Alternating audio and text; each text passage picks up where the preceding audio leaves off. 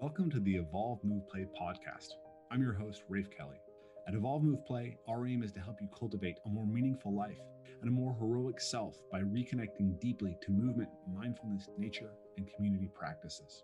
This podcast was created to bring the best and brightest minds in all of these subjects together to better understand how we can create an empowering and sustainable ecology of practices for personal growth. If you're interested in being part of this ongoing conversation, the best way you can support us and get involved is by joining our Podcast Plus membership. By joining, you will get backstage access to our live podcast airing once a month, as well as a private question and answer session with me and our guests after the show. On top of that, you'll get access to our thriving online community where you can continue these deeper discussions with people all over the world who are just as passionate and curious about these topics as you. More details about the membership, as well as the link to get signed up, are in the description below. And whether you can join, be sure to like, share, subscribe, and hit that bell icon so that you can be notified every Monday when our episodes drop. Thanks so much for your support, and we hope you enjoy the show. Hey guys, welcome back to the Evolve Move Play podcast. So this week, my guest is none other than Jonathan Pageau, whose name's occurred quite a lot recently. So I'll tell you more about him, and I'm really excited about my interview with him. But first, I need to tell you about what's going on with Evolve Move Play right now. So we have publicly announced that we are going to be holding our retreats this year. We're really excited that COVID's sufficiently receded that we can do that. We just announced it a couple of weeks ago, and already the response has been great. We've already sold out our main retreat, July 20th through the 28th, Return to the Source. So now we have our 4-day retreat, September 30th to October 3rd, which is really an amazing time to come and visit Northwest Washington.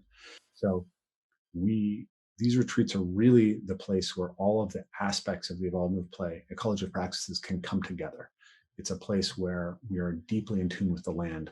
The place that we stay is my family homestead that's been in my family since 1920. So we have 101 years on this property. And my dad has turned this into an oasis of natural building that's been featured in the New York Times, and it's been featured on National Geographic and MTV Extreme Cribs. It's really a unique place. And it's an amazing place to be able to host our retreats. And from there, we have access to some of the best natural movement areas in the Northwest, the places that I've been building my practice over the last 16 years. So I'll be taking you out and letting you experience the amazing trees, the amazing rock, the amazing water, the cliffs. It's just a totally unique event and being able to truly adventure in the natural world. Also, during the autumn retreat, we'll have the apple orchard will just be coming ripe.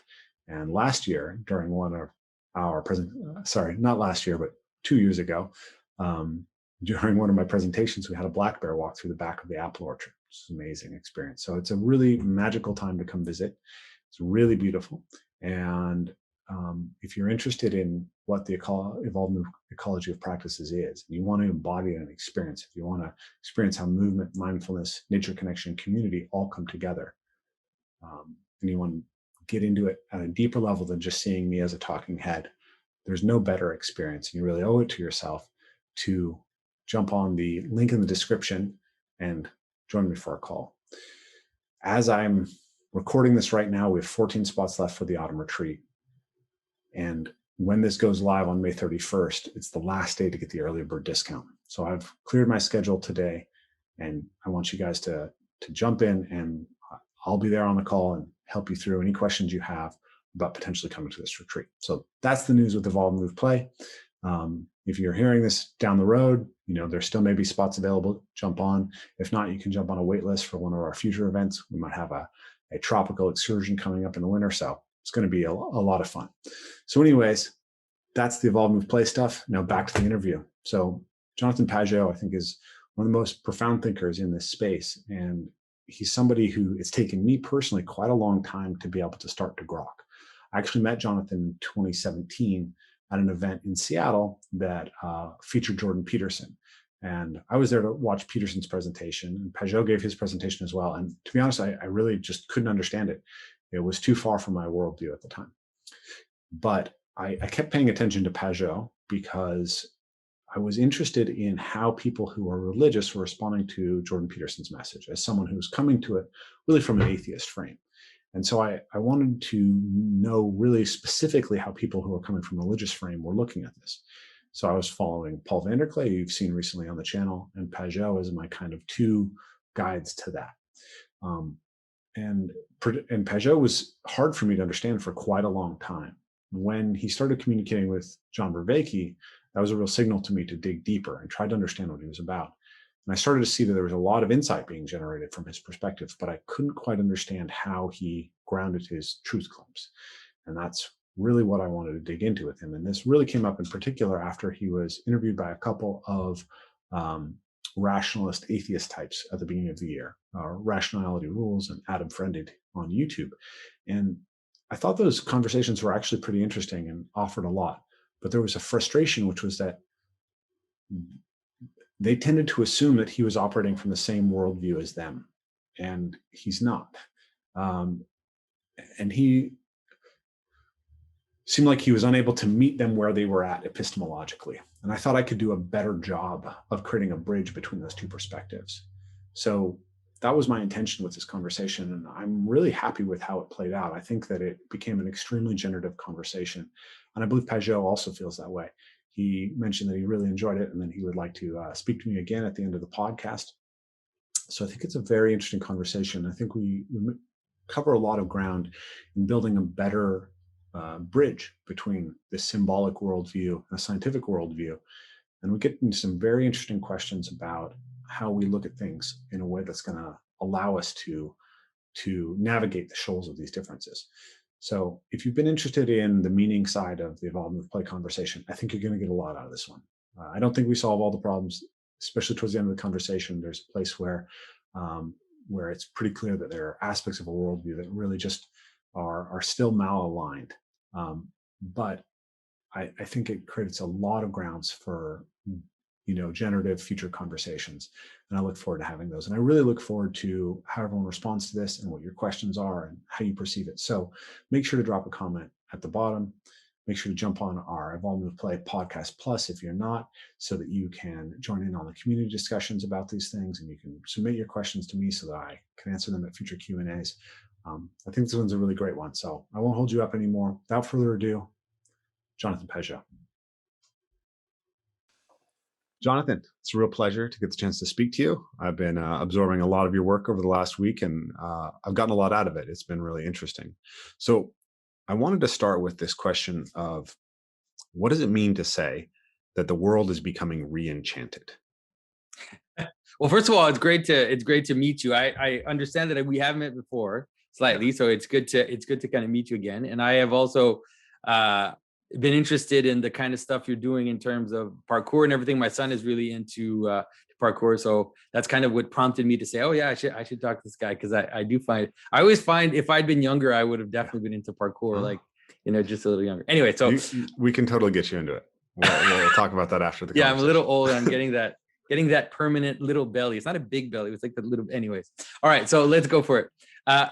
So what do I mean? The idea is that you could say something like the Enlightenment, or not just Enlightenment, a whole process, historical process of development, created the possibility for what we kind of call, materialism or rationalism, rational materialism today. And it's basically been a desire to see the stability of the world in phenomena or manifestation, in things that you can quantify, right? That you can calculate, you can quantify, you can count. And my contention is that the reason why it was able to kind of last is because it was trying to remove, let's say, the mythological aspects of Christianity, but it was still surfing on that. And so there were still remainders of it, or things taken for granted, which made it possible for people to pretend as if that wasn't there, and then kind of look at the world just as phenomena and calculate and quantify. But as they were kind of chopping the tree that was holding them up, at some point things started to break down, and there really started to be like a breakdown in terms of epistemology, which led to something like postmodernism, to this kind of this instability of interpretation. But there's also another breakdown, which is mirroring it, which is a breakdown in value and a breakdown in society, where we see society fragment and we don't have things to kind of hold them together. And so it's so what you feel is that this rational materialism is kind of running its course. It's becoming impossible to hold at every level of reality because society is kind of breaking down, honestly, because of the type of thinking which led to this approach. Now it's being replaced by other weird mythologies. And so the new atheists, without even realizing it, are being replaced by the woke. And they almost like opened the door for the woke without totally, I don't think they did it on purpose, but they kind of set the stage for kind of this woke new mythology, which is coming in. So what my contention is, but it also has to do with these new, the fact that science is trying to deal with consciousness in a way that they haven't before, because they reached the edge in terms of the problem of the quantum, the observer in the quantum realm, and the problem of understanding what John Vervaeke calls what is it, the combinatorial explosion, and the problem of combinatorial explosion. And so now they have to deal with things which until now have just been ignored, taken for granted, right? It's like you don't see the glasses you're wearing, you don't notice them until things start to get really weird and really wacky, and then you have to say, wait a minute, why are things so wacky? Then you start looking at the lens through which you're looking at the world, and that's where we are now. And in that movement, what we're seeing is that meaning is kind of coming back in, and storytelling, image making, all the tropes, ritual, all of these things are going to return because of the crisis of understanding that the world actually has to be framed somehow. Even scientists are starting to understand that. And so what is that frame going to be? And so what I'm perceiving is that this is happening in all kinds of ways. It's not just one. It's like it's happening in very strange ways in terms of the return of religion and all these kind of weird fragmented neo-paganisms, this desire to be all these California Buddhists. Like there's just all these ways in which this is pushing itself back into the world for good and for ill, in my opinion. But to me, it's definitely happening. That's one of the reasons why I think Jordan Peterson was so effective, is because he was scratching at something which was already like an itch that had been there for even a few decades now, and now everything's kind of coming together. So let me restate that. I think that I'm largely in agreement with you in what you've described, but I want to see if my model kind of is the same as yours. But it seems to me, and following Vervaeke's work, that we have this drive towards rationality that maybe starts with the kindness, and we see it playing out into Descartes and Newton and all these people, and it plays back and forth with the Enlightenment, the counter-Enlightenment, empiricism, romanticism, and so these two things it's not a linear trajectory, but in a certain way, like the late 90s and early aughts seem like a period where you had an upwelling of religious sentiment, right? And the moral majority in America. And then you had the counter reaction to it with the new atheists. And science was delivering, right? We had the tech revolution. We had all of these things that were sort of making the world seem like a rational approach was going to win. And I was part of this. Like I grew up in the counterculture. So I grew up surrounded by people who were into mysticism and astrology, and they were part of this break from the rationalism of the West that happened in the 1960s. And I self-selected into basically being a new atheist type myself. And I remember all the discussions that were happening on the forums. And have you read an essay called "The Godlessness That Failed" by Scott Alexander? I highly recommend it. I think you'll get a lot out of it. But he tracks exactly what you're saying and how much it happened. Like you can look at people, if you dig below the surface of the new atheists, there's this whole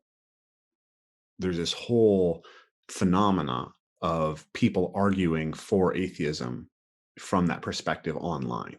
Yeah. And these whole battles with it. And there were all these figures who were major figures, even if they weren't writing books that were New York Times bestsellers, but who were figures in that culture war. Yeah.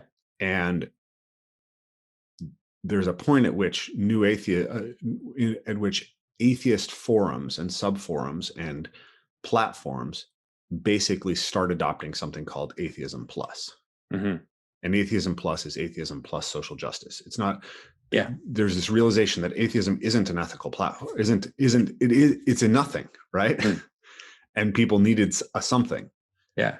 But it's interesting. Like, you can look at the moment in the late 90s when this happened, and you can actually see how it was going to fail from the very outset, because the new atheists were in a large part reacting ultimately, not just in the late 90s, but like the big thing that made them really react was 9/11. Like, that was kind of their high moment, where it's like, here's this religious thing that's coming back, and it's going to destroy us, right? It's attacking us, it's violent, and it's all these things.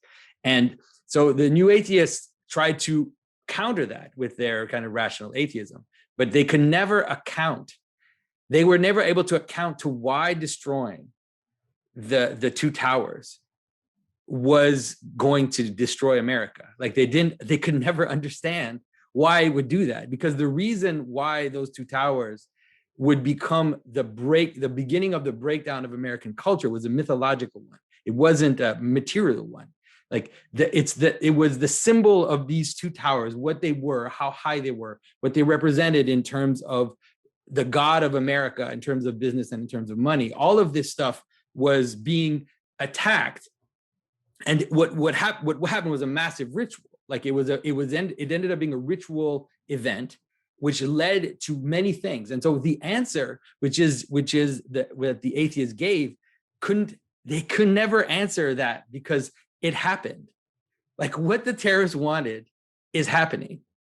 This is what they wanted, right? They wanted the world to realize, they wanted to watch the story of America break down.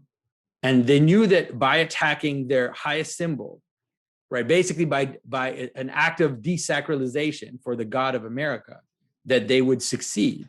And they're succeeding, because this now back and forth between totalitarian security and desire for freedom has now, it's just moving back and forth, and there's no way to stop it anymore, because there's nothing to answer. And also because that God, the God of economy, is not a sufficient God. It can't hold a society together. That's one of the things we're realizing. Trade is not enough to hold a society together. So anyways, go ahead with the atheism plus. But I just wanted to kind of interject that and to see why it was, they never understood what they were dealing with. And I don't agree with the terrorists. Obviously, I don't agree with them, but I can understand what they were doing. Yeah, I mean, I'm reminded of listening to Dan Carlin talk about the history of the Syrian Empire, and how when they conquered a new people, like, one of the first things they did was take down all the statues of their gods and basically take them back to their own city and put them in subservience to their overarching god. Right? There's a symbolic power to this act, and I think the idea of capitalism as a god is actually a really profound one. But let's dig into that a little bit more as we go through. So yeah, to finish the thought that I was on, is basically atheism as a sort of cultural trend was gobbled from within by social justice, and the people who were supporting this kind of militant atheism ended up almost en masse going over. And a really kind of particular figure you can look at is P.Z. Myers. P.Z. Myers spent all of his time arguing against creationists up until, I think, 2011, 2012, and then all of a sudden it switches over, and now it's about the racists and the misogynists and the homophobes and the transphobes, right? And all of his writing is now there. Mm-hmm. And so I share this sense that religion keeps popping up, right? Like, I remember I was involved in CrossFit in the early days of CrossFit, and there was the sense all of a sudden that, like, CrossFit's a cult, right? Like, it's many things, right? And it can be a great form of exercise. I'm not sort of smashing down on all the CrossFitters, but like, people start treating it as their place to have an experience of the sacred, right? And I remember they identify with it. Yeah, like they make it a large part of their identity. And you can see it when you see someone who does CrossFit. You can usually recognize them pretty fast. Not so much anymore, but when it was like at its high point, you could just like be like, oh yeah, that guy. Yeah, and the joke was like, how do you know someone's a CrossFitter? Like, don't worry, they'll tell you. right. The joke also works with vegans, right? And that's the other experience that I had of like, okay, wait, like religion's popping up all over, because I remember sitting down with this guy and talking about veganism, and he was trying to sort of like, he was a new zealot of veganism, and he was moving through the parkour community in England, and he's like, okay, I'm a sustainability vegan, right? I choose veganism because it's better for the planet. And I was like, well, here's why that's not probably the case, right? And then he's like, well, I'm a health vegan. And I was like, well, here's why that's probably not the healthiest for you. And then he was like, well, I'm an ethical vegan. And I laid out why it's possible. And maybe I'm wrong. Like, I'm not claiming I'm wrong, but I made an argument why, there are more animals that are destroyed through farming, for soybean and corn than would otherwise be. And you have to utilize more land if you're not utilizing mixed farming system. And you just hit a wall. Yeah. And then it was like, well, I'm just a vegan because, right? Yeah. And I was like, oh, there's no rational argument that will convince you out of this, because this is your sacred value. This is what you worship, right? Yeah. But the ethical vegan is the greatest vegan, because the ethical vegan is reinstating the human sacred without even realizing. It's saying that we do not participate. We are above natural processes, and we kind of stand above them.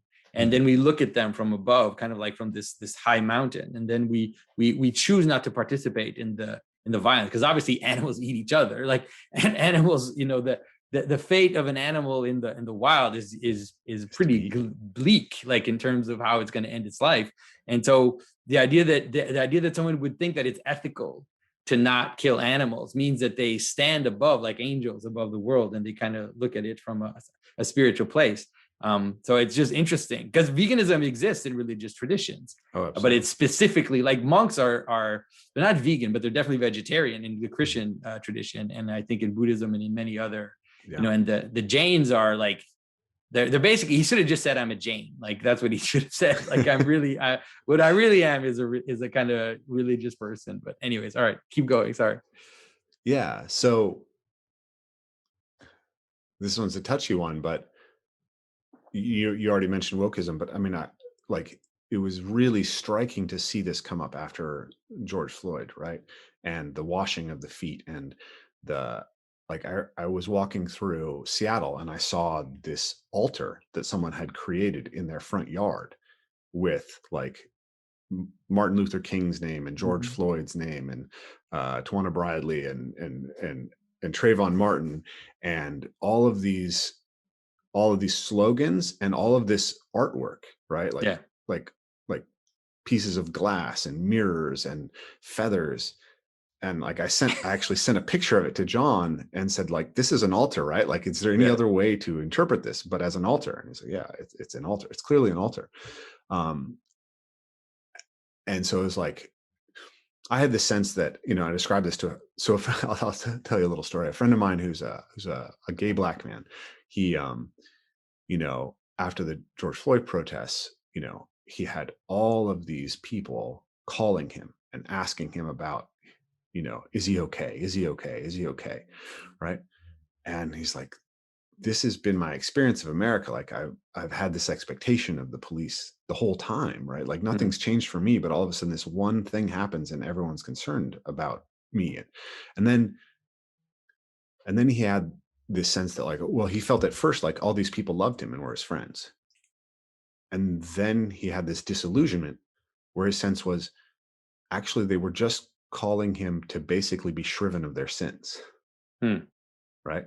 And I told him that I think that basically this movement, the BLM movement, is a kind of, it's a kind of reflection of Christianity, where the suffering of Christ on the cross has been replaced by the suffering of the African American, right? And the thing about that's really terrifying to me is that African Americans are actually then forced into a priestly class, right? Where their role is instrumental for white Americans to be able to release their sins by checking their privilege, because checking your privilege is just confessing your sins, That's what it, yeah, it's exactly what it is. And it's different from Christianity, because Christianity has a universal form. Yes. Where there is an absolution. And also the priest himself, like if you look at a Christian liturgy, there's a moment in the liturgy where the priest will turn to the people and will say, "Forgive me, brothers and sisters." And there's an understanding that this is not just a one-way thing, where we all participate in this desire to forgive each other and to kind of cover each other's sins so that we can come together and be one. Right? That's the point. The point of asking forgiveness for your sins is to then be in communion with people. It's not just a moral finger wagging or some kind of getting rid of a feeling of guilt. It actually is supposed to bind you. But if it doesn't, then, like you said, it becomes a very dangerous situation where you have one group of people that has ultimate authority, and then another group of people that just need to get their forgiveness from those, and that's it. And so, and there doesn't even seem to be a way to fully be absolved in that movement. It's like a perpetual guilt. Yeah, there's no redemption, right? No. It's a dark enlightenment, right? And there's another great book that I like called professing feminism, or no. I'm sorry, I forgot. It's by Daphne Patel and Kortke.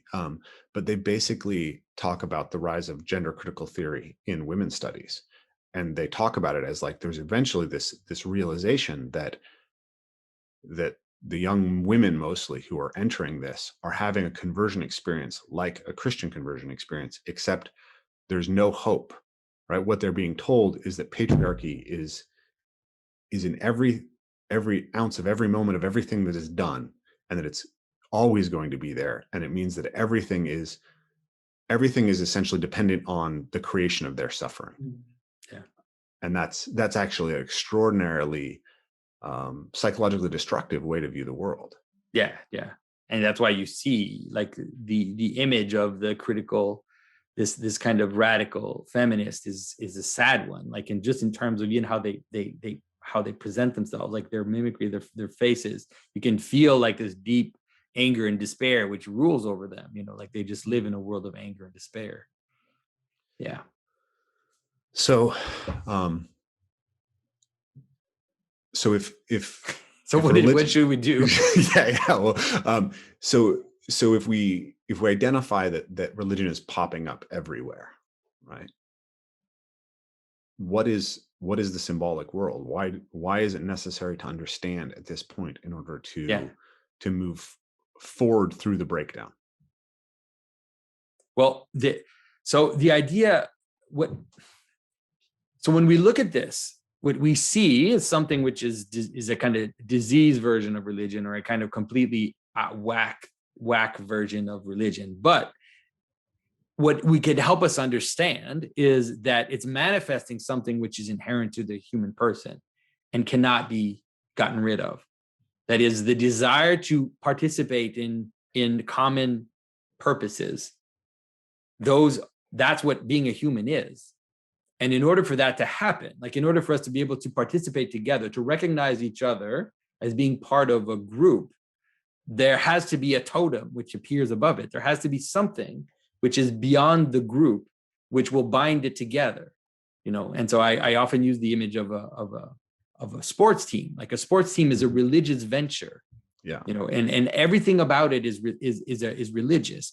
And there are certain sacred things you have to be careful. Even it becomes superstitious. Like, so many sports people are engaged in actions which for a rational materialist would be considered superstitious, but is really just all these token behaviors which are there to manifest the unity of the group. And there's a sense in which the unity even of the fans, for example, will participate in the winning of the team.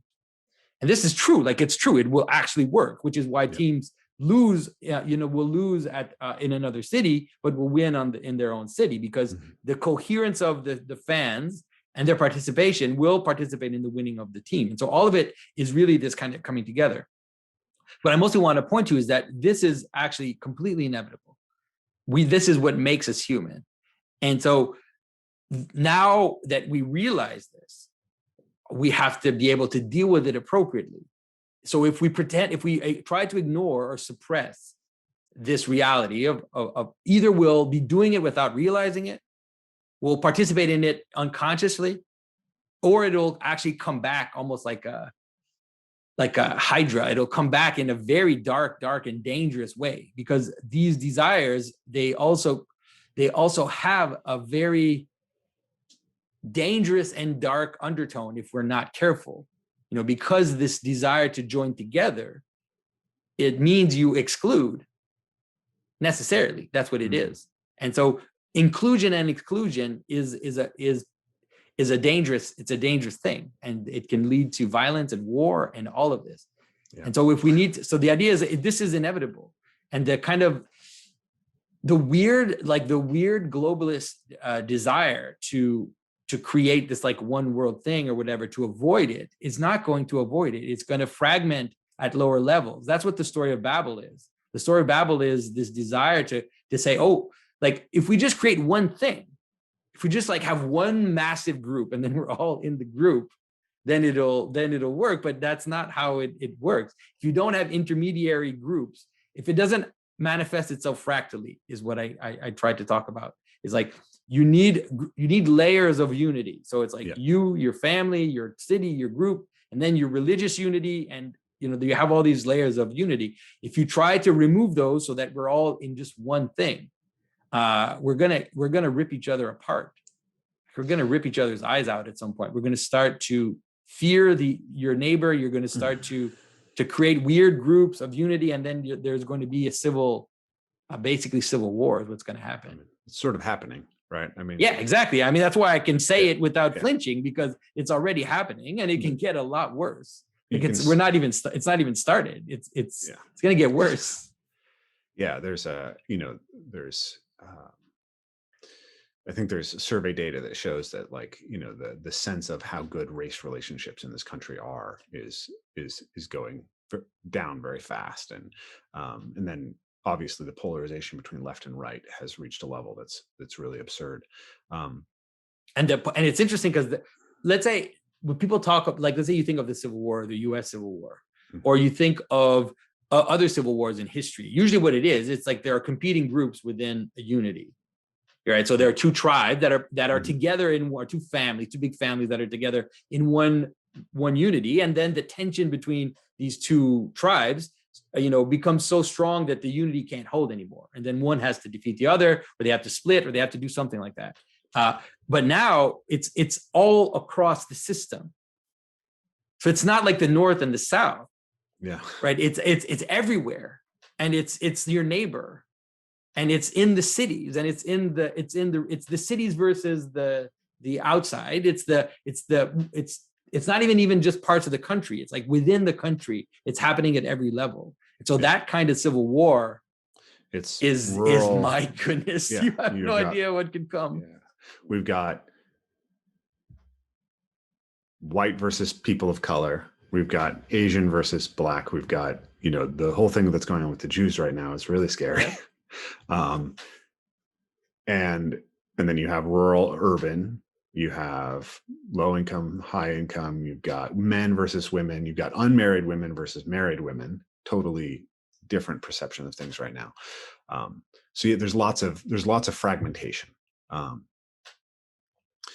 There's one thing that's ironic, and I just wanted to bring this up quickly, is another essay by Slate Star Codex worth reading, is called "I Can Tolerate Everything But the Outgroup," and it's about this idea that the sacralization of tolerance is actually allowing a sense of intolerance of anyone who doesn't hold that value as most sacred, that is paradoxically extremely intolerant. Yeah, it's so funny when you encounter it. It's like you just want to laugh, just so you don't cry. Like, I remember meeting a really kind of woke person at an event where I was talking about Jordan Peterson, and he came to me and he was kind, like, because we were talking about Jacques Derrida and the idea of hospitality, of like radical hospitality, which Derrida talks about, this like absolute openness. And I was trying to argue with him how impossible that is, but he was saying, like, this is the way we need to go. Then he says this little thing. He says, well, obviously we're not going to be radically hospitable to fascists, but then he keeps going. I'm like, oh, okay, what just happened? Like, wait, what just happened? Yes. Well, everyone but the person that I've decided is my enemy. Yeah, exactly. Right? Yeah. Which is where Christianity is brilliant. Well, that's the idea. You're right. It's like it gets turned inwards, and then it becomes about self-sacrifice. Like that becomes the mode of let's say the mode of and the person that was killed and brought out of the city is God himself. And then that plays itself in your own self, where it's like, I need to sacrifice myself instead of sacrificing the neighbor or the other. Yeah. The scapegoat. That's scapegoat, right. The self. So I want to go back to the religion as a team sport idea, or team sport as a religion idea, because another resource that I really am getting a lot from is a book called The Righteous Mind by Jonathan Haidt. Have you read that? Yeah, well, I haven't read the whole thing, but I have. Yeah. I've read parts and listened to many of his lectures. Yeah. So, I mean, it's really resonant with what we're talking about, because, he has a chapter in there. I mean, basically it's about understanding the out group, right? And it's about understanding what the telos of different groups actually is. Like, one of the things I told you before the call that I wanted to have this call with you, really in particular, once I heard you with Rationality Rules and Adam Friended, because I felt like I was able to operate the conceptual framework that they were playing in, but I was more open to the conceptual framework that you're playing in, and I wanted to be able to produce that bridge, right? But I think from a rational materialist mindset, like the chapter you're right, it's called Religion as a Team Sport, really helps understand, because he's essentially saying that biologically and culturally we've evolved this capacity to act in groups, and the research shows that having a religious system improves that. And religions are probably selected over time for their ability to help people act in groups, right? And there's always, the thing about a group is that it has an out group. And this is part of your, I think what you talk about a lot, which is really brilliant, is in order to define a group, you have to have an out group. And the default human tendency towards the treatment of the out group is complete alienation. This is something I think it would be really useful for people to read the anthropological literature a lot more closely, and not with a sort of noble savage gloss on it. Because I feel like sometimes I like people will read an anthropological thing and they'll be like, oh man, their lives are so amazing. And I'm like, I read the same book as you, and I don't know if you read the part where the man just kills a child for no reason, or the woman is beaten by multiple husbands, because that's part of this tribe that you've just told me is like the perfect example of egalitarianism. But one of the things that you find is that that very often in tribal cultures, the name for people outside the tribe is just not people. Yeah, they're not human. They're not human, and they don't have there's no sense of moral obligation to them. Yeah. And I think which is why like the type of torture that they can inflict on someone which is from outside the group is like, no, there's no limits. You saw that in Native culture here in Canada, where it's like if they caught someone from the other tribe, they could do anything to them. Yeah, absolutely. And it wasn't like, it actually wasn't, it was interesting because it wasn't a racial thing. It was a ritual reality. And so they could ultimately adopt someone from another tribe. And once they were adopted, then they were like, oh, then they're in the in-group. But unless that happened, then they were inhuman, and they were just basically something to be acted upon. So, yeah. Yeah, I mean, I think there's definitely a truth to the idea that the way that we perceive race, or the way that race was perceived, say, in the late 19th century, early 20th century, has this massive social construction. And it's using this underlying group competition psychology, and it's mapping it to certain physiological differences in order to, for a variety of reasons, right, historically.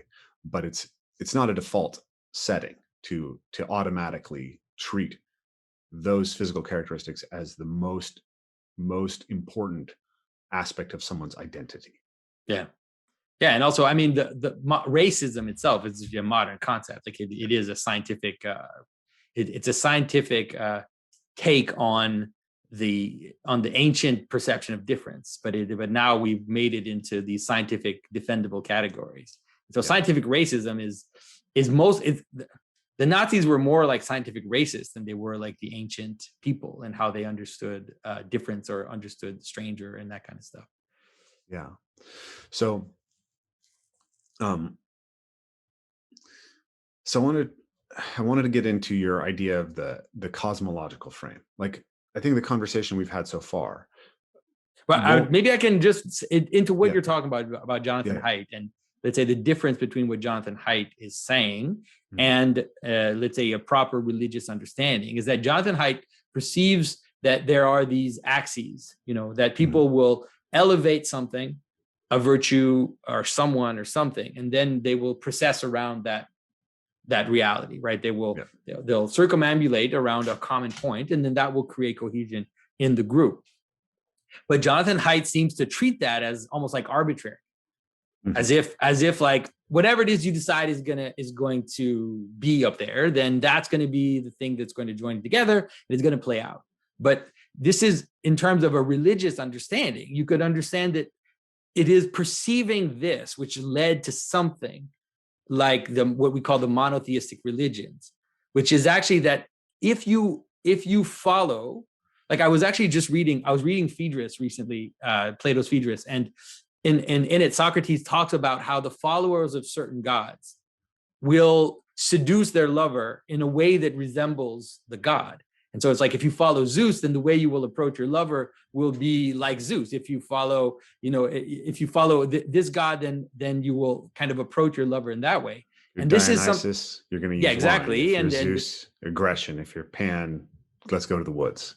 So there were different, but it's mostly the idea to understand that like whatever it is that you follow, you subject yourself to that, right? So if you, like you said, when we talked about the idea of CrossFitters, it's like people who follow CrossFit or worship CrossFit, they become CrossFitters.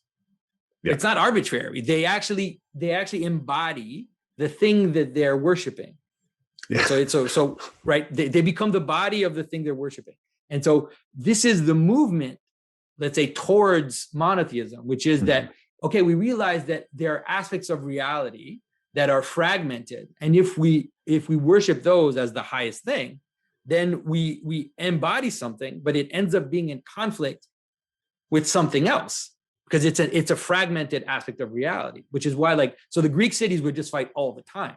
Yep. Right? Even though they went to the Olympics or whatever, they would fight every year. There would always be wars between the Greek cities because they were subject to different principalities. And those principalities, they didn't necessarily elevate above. There was like a competition between them. Whereas the idea of like a monotheistic thing is like, how do all these things come together higher up? Like, can we have something which unites them in a higher way? And then you have the kind of Neoplatonic idea, being itself, and then love, right? Because love is the manner in which multiplicity exists as one. So you can have both multiple and one. And so then you kind of you keep going, and then you have this idea, like let's say in Christianity, the revelation of the Trinity, which is the notion that there's a thing that's both infinitely multiple and infinitely one at the same time. It seems like a total contradiction, but you realize actually no, if we worship that, then we can both have multiple and one. Because if you're too much in unity, you have a problem, which is that difference starts to get sucked into the unity. People become like carbon copies of each other, like in communist countries. But if you just worship multiplicity, then all of a sudden things start to break down, like we're seeing now, and then fault lines start to appear. People start to fight amongst each other. So what's the highest thing we can worship? It's something which is both at the same time. I want to try to ground this in biology, right? Like my frame often is going to go back to evolutionary biology, but I think like when you talk about multiplicity and unity, that's the right words, right? Yeah. Like that ends up having a very sort of mythological frame sounding to it. And I think it's hard for a rational materialist to grasp it. Like I literally feel like I didn't get what you were actually saying until last night. Okay. And then I was like, oh, this is exactly what Vervaeke is saying, right? Vervaeke describes that as the process of diversification and integration. Yes. So every process that complexifies has to both diversify functions while uniting them under some overarching telos, right? Yeah. So simultaneously, like it has to be constantly happening at the same time. Yeah, and this is what Haidt talks about in The Righteous Mind, is the idea that that cooperation always suffers a free rider problem, right? But we've actually been able to move up through these levels of cooperation, right? The single cells, first you have like mitochondria that go into cells, right? And they're two different things. And then all of a sudden they learn to cooperate and not default off of each other. And then single cells become multiple cells. And then those become organs. And so like that's your developmental process. You start as a single cell. And then what can happen, there's two things that can happen. One sort of cell can just start replicating itself and trying to turn everything into itself. That's cancer, and you die. The other thing that can happen is your systems can go to war with each other. That's autoimmune disease. That can also kill you. Yeah. Right. And so we have these two directions that you're talking about. The direction of sort of collapse into a single thing, which destroys the overarching thing. Yeah. Which is what they tried to do in The Matrix with Agent Smith. Like that's what Agent Smith was supposed to be. He's supposed to be like this like the tyranny of a specific thing that tries to make everything into itself. Yeah, cancer basically. Cancer, yes, it takes everything over. So I think that it's really helpful to be able to look at that from these two different frames, right? Now, I think that part of what makes your worldview your worldview, and not say Jordan Peterson. Like I think a lot of people are just mapped the way that you think to Jordan Peterson. Yeah. Like that was something that came up in those two conversations. It was like, wait, you're actually a religious person who believes in God? Yeah, I'm not Jordan Peterson, that's for sure. Is that you think that there's a reason why framing it as in that mythological realm rather than in the biological analogy actually works better? But it's not just that. It's that you can, one of the difficulties people seem to, you can see it top down and bottom up. You're seeing it bottom up, let's say, and that's fine with me. Like I'm fine with bottom up. But the thing is that you have to keep going. Mm-hmm. That's the point. It's like, can you keep going? That is, is there a way to start bottom up from like, let's say quantum possibility, field of possibility, and then move all the way to being itself? That is how all this multiplicity joins together towards unity, but then it also continues in the human person, but it continues across human persons. That's what a city is, right? A city is the same as a cell. Yeah. It's a transpersonal being that is engaging in those rules of complexity that you mentioned. You know, constantly diversifying, constantly unifying, and it's a messy process. Like it's not always totally clean, but it's happening, or else cities wouldn't exist, and then countries, et cetera, et cetera. And so the idea is that there has to be a way for it to continue to scale up, and then if you scale that up to its limit, that's what you get to. You inevitably get to something like love, or infinite love, or the divine Trinity. That's what you will get to. Because one of the problems that I see is that people see it biologically, but then they stop at some level for some reason. It's like, keep going, man. It keeps going, like keep going up.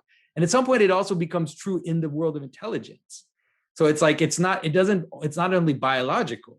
You'll notice that ideas also have that same pattern, where ideas have places where they unify and places where they complexify. So if you think just any concept or any let's say abstract notion will also have that in it. It'll have an aspect of complexification and unification, and then you can keep going in that world. Sure. So like just to throw an example for people, right? You could look at parkour, and you could divide it into a series of sub-disciplines that different people practice. So there's like rail flow, and there's bar swinging, and then there's like all the tree jumping in the wood, right? And you could see those things as essentially separate, and they could even like separate. Like someone might decide they're just going to go be a rail flow guy, and they're not going to mess with the rest of parkour. And then you can be like, well, okay, well, parkour is a movement art. And now you see that it's unified with other movement arts, right? So now you see that it's in some overlapping category that contains also martial arts and dance. Yeah, and then or you might play with those skateboarding and like edges. all these kind of movement arts, and then it moves, like you said, it moves into something which is even higher, and then that could keep going. Like it could keep going up if you were capable of perceiving how everything moves into being. Let's say. So that's exactly what I'm talking about. Yeah. Yeah. So I had this. So growing up in the community that I did, the word spirituality makes the hairs on the back of my neck stand up. Right? Like when someone says spirituality, I feel like they're about to try to sell me bullshit. Yeah. Right? Like they're gonna. I understand. No, I see what I know what you mean. They're gonna tell me, like, spirituality to me is telling me that it's really important to. I'll give you a really precise example.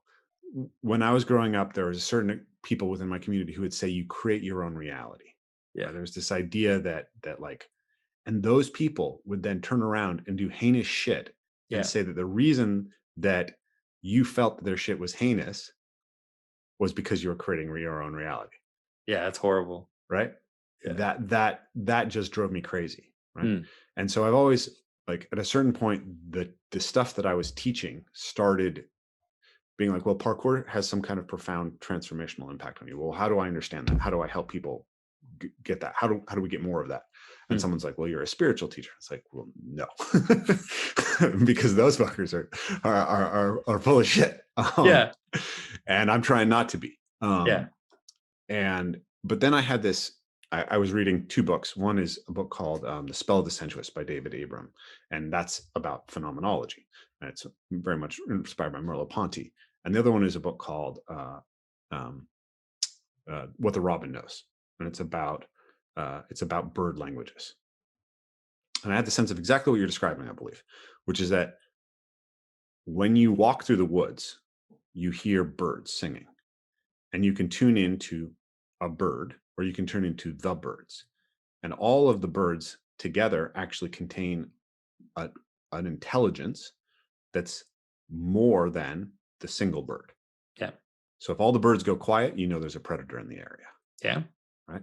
And so there's a neural net, and you can pay attention to where the quiet is and where the noise is, and you can pay attention to where the alarm calls are. And all of these birds are like they're little neural nets that are communicating to other neural nets through sound that are giving you information about the environment. Yeah. And hunter foragers are extraordinarily attuned to this, and they will be like, okay, I know where these animals are because I'm listening to the signals from the forest. And I was like, well, the easiest way to conceptualize that is that's the spirit of the bird. It's the spirit of the birds. And then you could understand that the spirit of the birds is a subsegment of the spirit of the forest. That there's all this other information between the trees and the other animals, and all of that kind of rises up to something above that. Yeah. And I believe that that's what you are referring to when you talk to something like powers and principalities. And then we could understand Facebook and Google and social media as all of these things, right? Yeah, well, especially now, it seems like we're building something, like we're building some kind of a body of a god. That's for sure. Yeah. Like it seems pretty obvious by now. So interesting. We're building new gods, right? It's really hard. Like, but this is not new. This is what pagans did all the time. Like this is what they would make statues of a god, and then they would open its nostrils so that it could become the center of a community, and then people would embody the god. Like they would become worshipers, and like I told you about how Socrates describes the followers of certain gods as embodying, but the statue would be like the place where our attention would go. Like all our attention kind of move towards that embodiment, and that's would be part of how we would manifest the god. And so it's like the Google is definitely acting that way. And what's interesting about Google and Facebook too, what's interesting about them is that there's like a priestly caste that's whispering. There's like a priestly class whispering the will of God, and we can't. They don't want it to know that it's there, but it's there. And so it's like the Google searches are obviously tainted towards whatever that priestly caste wants us to believe. And so all the really negative stuff about religion that people caricature, like this idea of this like priestly caste that wants to control everybody. It's like, this is what's happening right now. If you want to know, like this is that, and they don't have something above them, which is supposed to be their judge. Like, there's nothing above them, which is there isn't a tradition or something before them or above them, which is telling them, like, so like, let's say a priest abuses his power, he can do it in the Catholic Church, let's say, but everybody knows that he's wrong. Even if, he can do it and it's going to happen all the time, but everybody recognizes that it's wrong. Whereas now there is no ultimate, there is nothing above to kind of judge. Well, there is, I believe, but like, at least in their perception, like they're the arbiters of reality, really. So that's scary stuff. And we could say that there's a telos to social media. Right? Oh yeah. There's a goal which it is serving. And at a first approximation, maybe that is capturing of attention. But it's also understanding how reality works. It's really, in a way, we're in a good place because social media and Google is showing us that the world is in many ways functions through attention, that it's actually made of attention. And now, once you realize that the world is made of attention to a certain extent, then again, ancient religious rituals will become less arbitrary to you. The idea that to attend to something which is beyond you, to do it together, right? To stand together and then to attend to something which is beyond you actually has a causative function, like a causative role. It actually causes unity in that group. It's a different kind of causality. It's hard because materialists to understand that there are causalities of like billiard balls hitting each other, but there's a type of causality which is a causality of unity, right? This is the formal cause that Aristotle talked about. Like there's something which brings you together. Yeah. So in my conversations with Vervaeke and Vander Klay, we've talked about your perspective, and in particular, talked about your perspective also in relationship with David Abrams' perspective. And the place where I get hung up is I find what you have to say extremely insightful, right? But there's a point at which you assert that a pattern of being exists, right? This is just the pattern, right? The pattern is heaven and earth. The pattern is there's the unstructured potential outside of heaven and earth. Masculine is this, feminine is associated with this. And that's annoying. Huh? That's annoying. And my question is always,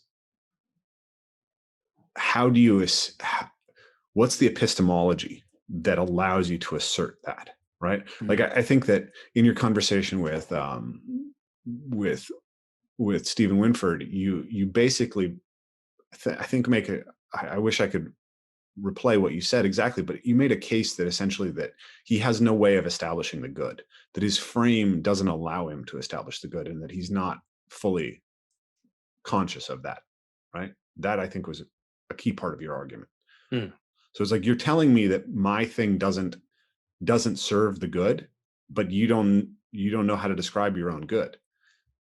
And like, based on Haidt's book, I would say that harm reduction is actually the good that he's talking about, right? It's the closest to the God that he's worshiping, but he couldn't actually tell you that. Mm-hmm. But I would say that reciprocally, I still don't understand how you establish the true. Sorry, you broke down. Could you repeat that? I said, reciprocally, I would say, I don't know how you establish the true. Like I sort of like, you asked him, where do you stand, right? And I would say that I don't have the same certainty about where I stand that you do. Like, I feel like I stand within scientific epistemology, right, as a rational materialist. And that I recognize that frame, that set of axioms, doesn't give me everything that I need. And I suspect, based on what that frame tells me, that a lot of what I'm relying on is actually Christian. Right? That it's this ghost of Christianity, or the bones of Christianity, that I'm standing on. Yeah. I don't know that I can say that with 100% clarity, right? I don't know I think that's a quite difficult question to answer really well. Yeah. But that's where I would say that I'm standing. But I would say that I believe that we have a good way of asserting a truth claim within scientific epistemology, and that we have to be able to understand and utilize that system, because it's what allows this technology that we're speaking on to work. And if we allow sort of participatory, mystical, phenomenological thing to colonize all the way down into the propositional level, that runs a risk of collapsing it. And it's already happening, right? Science is already, like, all of these little religions that are popping up, they're trying to colonize and crush science. Yeah. Social justice does not want science to operate as science. It wants it to operate fully in service. It's Lysenkoism, right? Yeah. So, but then you'll realize that science, at least the kind of the image of science that people think, has never really manifested, right? That it has always been serving goals, like other goals. And what the social justice people want is only that science serves their goals. And by doing that, it appears to us like a clash, because we're like not in the same world. And so like it's a different world. And they're saying, we want these technical physical descriptions to serve our goals, let's say. But that I think has pretty much always been the case. Like it's always kind of been there. So I've made the argument to Vervaeke that I think that if we're going to kind of survive, if Western civilization and what it's given rise to, the world system that it's given rise to, is going to survive, probably the best thing that we can do is, in some sense, recover Christianity, because it's the only religious system that has a history of allowing science to fully develop within under its eaves, right? And his counter argument is that the Islamic golden age, and I don't think I have an answer to that, but I do think there's something there, and I think there's a claim that science is sort of necessarily nested within a religious frame. Yeah, that's definitely what I believe. But maybe I can. How can I say this? So maybe I can help you with the problem of when I say heaven and earth and all these things. Like, the first thing that we need to notice is that the terms that are used when I talk about it are always analogical. They're always. And so you can even hear it often in my voice. So I could say something like, and then I'll say something, because the pattern is a pure intuition. And I don't know what to say besides that. And that's going to be annoying for a lot of kind of materialists. But there is a sense, and it's a universal sense. It's not just in Christianity. It's almost in every religious system, that humans have a capacity to intuit the reality, to intuit the real pattern. And that intuition is not reason. Reason flows from that intuition. And so it's a direct grasping of the pattern.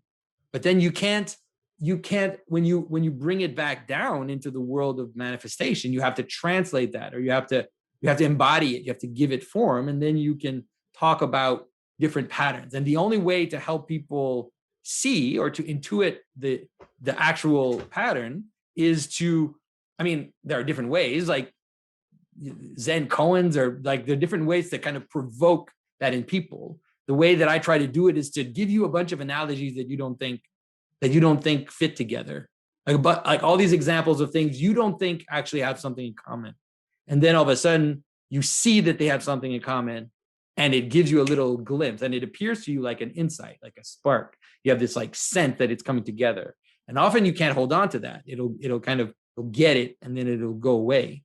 But that insight is described in every single religious system that ever existed. It's like this glimpse of reality, and then this kind of fade away. And so it's going to be annoying what I'm going to say, but it's like, that's what my truth claim is grounded in. I don't know what to tell you. Your truth claim is grounded in a personal intuition. It's grounded in an intuition, which then becomes verified as you can see the intuition embodied in different levels of reality. But so that's how you verify. right? So you have the intuition, and then you have to see if it finds body.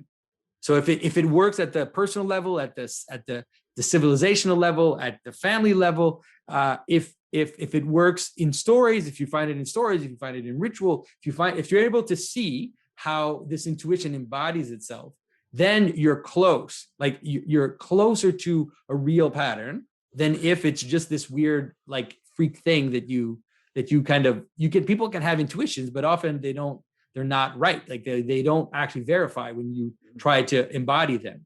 And so there's almost like there is a kind of scientific, it's close to actually how science works, because people don't realize that scientists often don't find things by digging in the dirt.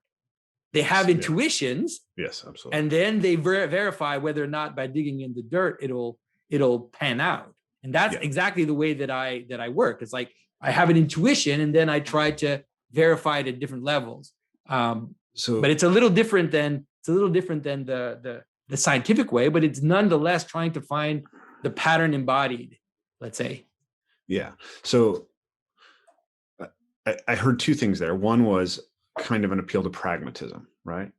Sorry, you have to repeat that. I keep breaking down. So you said you heard two things. Yeah, one is an appeal to pragmatism, right? And basically, it really sounds a lot like Peterson's argument. And there's two aspects to Peterson's argument. One is you kind of know that a pattern is true when it works for you, and it works well enough. But the corollary to that claim would be that he would say that we only ever get there. We only ever get to true enough. We never have the full truth. And then the second claim is basically like in Maps of Meaning, Peterson, basically makes a claim that his cosmological view that he's putting forth there is verified through multi-factor, multi-method verification, right? That's the term. That's the scientific term for it. So he's saying, okay, if this pattern shows up in the neurobiology and in the cognitive science and in the anthropology and in the evolutionary biology, then I'm going to take that as true, right? In the same sense that, if I see something and it's surprising to me, if I can then smell it and hear it and touch it, then I'll accept that it's real in a way that my eyes alone won't tell me that something's real. Yeah. So those are the two things that I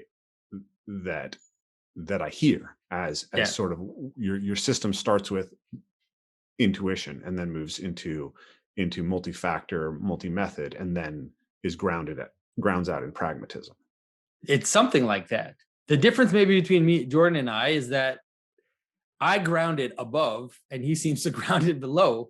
It's like I think that so it's like what is it the word of Christ who says, blessed are those who did not see and believe. Like that is that if you have the pure intuition, that's where reality lays, not in the embodied pragmatic thing, because the embodied pragmatic thing is messy and it's kind of it has variability and sometimes it's a little off, but then the pattern is pure, like it's almost mathematical. And so you need both, and I agree, and you totally need both. But let's say you could say something like, it is going to be annoying to the secular people, but I think I ground my life in my faith in Christ, sure, rather than in the multiplicity and in the variability of existence. And so so that maybe that's the difference between Jordan and I. So I think solidity comes from above, doesn't come from below. I'd like to dig into that. I mean, that one I struggle with, right? I understand that you struggle with. Because so to go back to the beginning of the conversation, we're talking about how sort of modernity reaches a point. It's like you break all the molecules down into atoms, and then you break the atoms down into subatomic particles, and then you reach this point at which it's just uncertainty. Right? Yeah. And that's not what you expected at all. You basically Aristotle's potential is waiting for you. Yeah. So you end up, you expect clockwork at the bottom of reality, and you end up with quantum fields. And then you spend the last 60 years basically unable to get anything that creates new technological opportunities out of trying to figure out what's at the bottom of reality. And, I don't understand quantum physics. I don't think anyone understands quantum physics. So if I butchered it and what I say makes no sense because of it, forgive me. But so we end up there, right? And essentially, so much of science is powered by reductionism. And then there's a point at which that doesn't work anymore. Yeah. And now we have complexity, right? We have combinatorial explosion, we have complexity sciences, systems thinking, and all of this gives us a way to understand emergence, right? So we know that things emerge, right? That the way I understand we notice it. I don't think people understand it. Okay. But David Bentley Hart had a great term. He said rationalists use the word emergence like you would use the word magic. It's like your magic happens. They just found another word for it. So a lot of people who talk about complexity, that's exactly what it sounds like to me. And what really helped me was understanding that you can understand a dynamical system as a system with two cost functions, right? And that when you put these two cost functions in opposition to each other across an equation, that they generate a random walk, right? So the classic one, the one that's really important to all of science, is evolution, right? You have mutation and sexual reproduction, which produces variation, and then you have selection, which selects from among that, and then all these crazy things emerge from it, right? So I get that, right? That makes sense to me, and I feel like I have really, really epistemologically sound ways of getting there, right? So, but then, like when I listen to you or J.P. Marceau or someone else, you talk about this idea of emanation, right? So I want to look at an example, right? One of the things that the problem is going to be easier to see emanation at a human scale because it has to do with intelligence. It's going to be harder to see it at a biological, like low level. It's there, but it's harder to see. It's easier to see at a human level. Like, so if you deal with human phenomena, okay, so let's say I found a city. I talked about this on my channel recently. It's like I'm Constantine, and I'm the king, I'm the emperor, and then I found a city, and so I come and I do a sacred ritual. I will take a lance and I will like walk behind an angel to like mark the limit of the city, and so I actually give it a name. I found it, I give it a name, and then from that a city will appear. Like people will start to congregate around that center, and will start to do the things people in cities do around that sacred gesture that I did. Like, so in the let's say there is right nearby where I live, there's a town that the first thing in the town that was built was a church.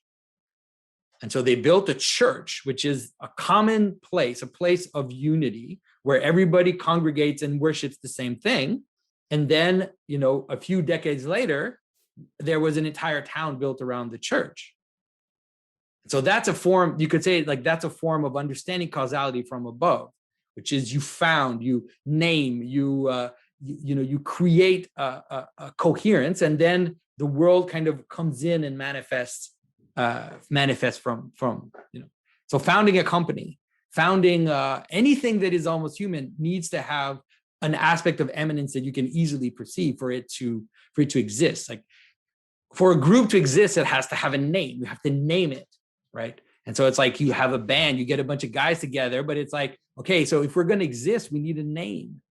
And so then you name the band, and the name of the band, like if you name the band a name that sounds like a pop band, or if you name the band a name that sounds like a death metal band, because those actually can be recognized in the name, it will affect. So you couldn't have like a death metal name and then make pop songs, because it'll be so incoherent that it's going to break apart. So you need to have, so in the name and in the image and in this kind of founding, you need a type of coherence.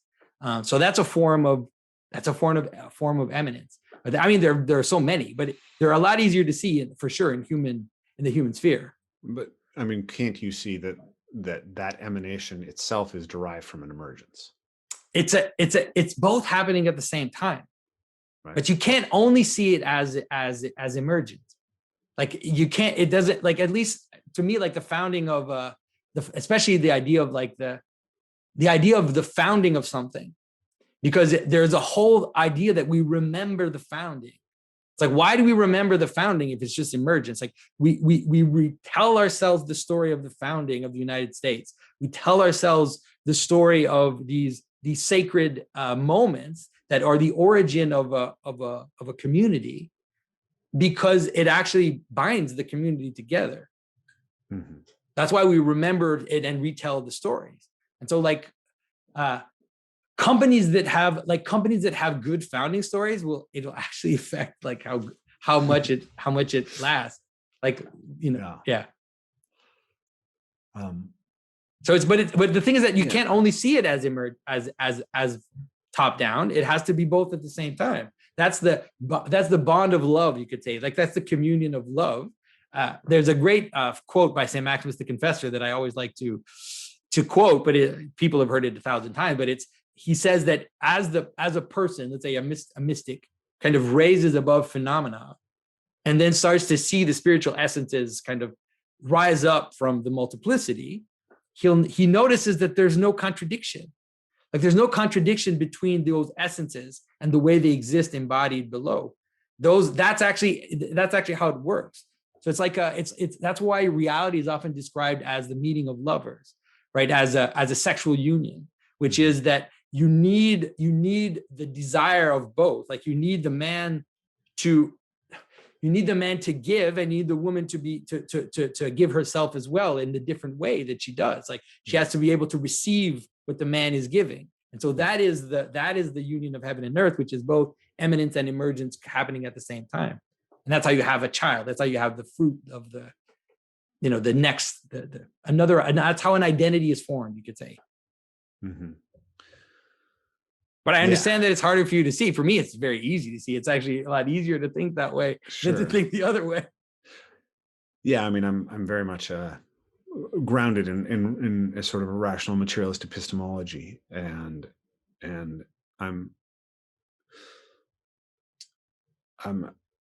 I feel like I'm going to need to watch this part back and mull on it to try to understand it, because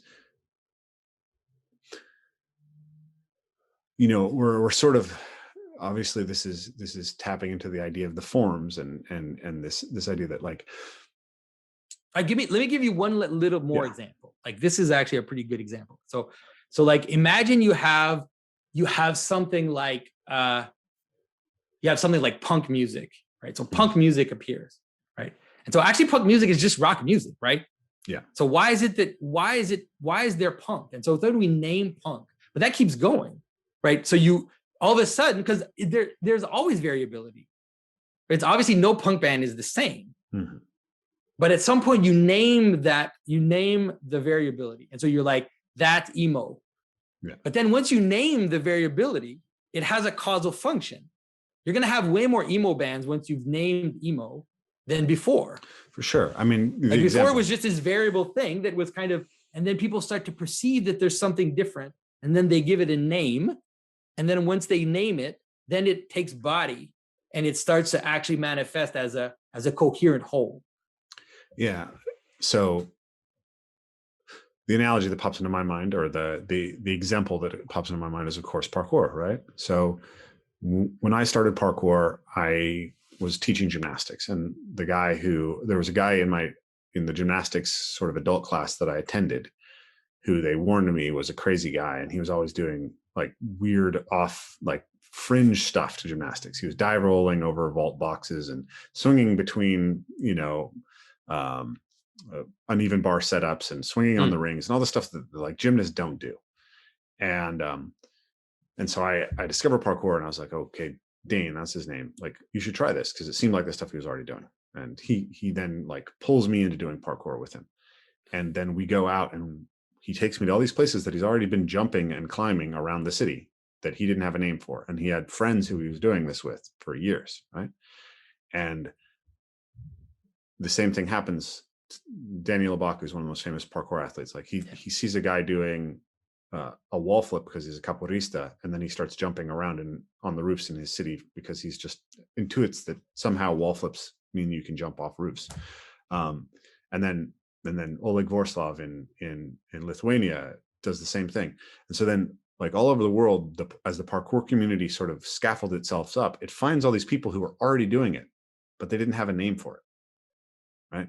So kids have always run, jump, and climb, and then some people don't stop, right? Or stop less than other people. And so it's like the potential was always there. But then there you go. That's a good way to understand it. It was in a potential form. Yeah. And then when it received a name, then that name became a causal relationship. Yes. That is, now people who weren't doing that before now start doing it because they see in that name and in that communion, they notice a being. They see a being that wasn't there before. That was just a scattered potentiality within gymnastics, within military training, within all these different fields, and fit under those fields somehow. We're a little strange, maybe. That's why they kind of appeared as this odd thing, and then they're rebound in a body with a name, and now here you go. It has a causal relationship. Yeah. So now you know what emanation is. but the emanation emerges, right? It's both at the same time, right? Right. Like but it's a reality, like it's a pattern in reality. Parkour, right? No, of course not. It was all these implicit things happening in this one specific place, and then somehow it got enough momentum from this bubbling potentiality that it catalyzed into something, and then it received a name, and once it had a name, then it could spread. All right. So this is how God creates Adam. Right. So God takes the dust of the earth, right, and obviously he gathers it into one place, so it becomes a body. That's the emanation part. No, sorry, that's the emergent part. The emergent. And then he blows the spirit into Adam, blows the breath into Adam. And then that's the logos. That would be you could see it as the logos. You could see it just as the pattern, right? That's what spirit ultimately is, the invisible part. Like it's the invisible part of that body. Yeah. The name is not visible, and the identity is not visible. The thing that binds it, basically. And so it blows that invisible part into Adam, and then Adam exists. And so so what you're describing is the same. Like you see all these possibilities that are there, and then someone somehow starts to gather them. They start to gather, to accumulate, but they're still not something. They're kind of, and then all of a sudden something comes, like something names it from above, and now that being has causal. It can now reproduce itself and gather it more into its body. Okay, so that starts to feel like something interesting to me, right? Because here's the problem with the way that science has described things, or one of the problems that I see is that it's hard to represent how a thing that comes from emergence or from reduced pieces becomes agentic or causal, right? So when we run through the scientific story, eventually we run out of human agency or anything having agency. I think this is I think someone arguing that free will doesn't exist is a performative contradiction. Yeah. Because by arguing with me that free will doesn't exist, you're assuming that I have the capacity to change, right? And that your action can change me, or that I can choose to believe or not believe. It's people who don't believe that free will exists, they don't realize that they're the most dangerous people in the world. Like, they are so dangerous, because if you go to the end of their argumentation, it's a scary thing, because you can make people change, and the only agent is some kind of force, whether it's convincing or contriving. That's what ends up being. It's like, you recognize the good, and now I'm going to, because people aren't free, I'm going to make them follow the good. It's going to be inevitable. So you sorry, I take you on a tangent there. Yeah, I maybe we'll touch that. I don't know. I wanted to go back to this idea, though, that within our understanding of reality, we have to have something that allows us to grok how something that emerges then becomes a causal factor in itself, right? Yeah. That parkour emerges and then emanates, right? But in this sense, emergence precedes emanation, right? It precedes it as possibility. Yeah. And then it does not, identity is what binds it together. And so you're right.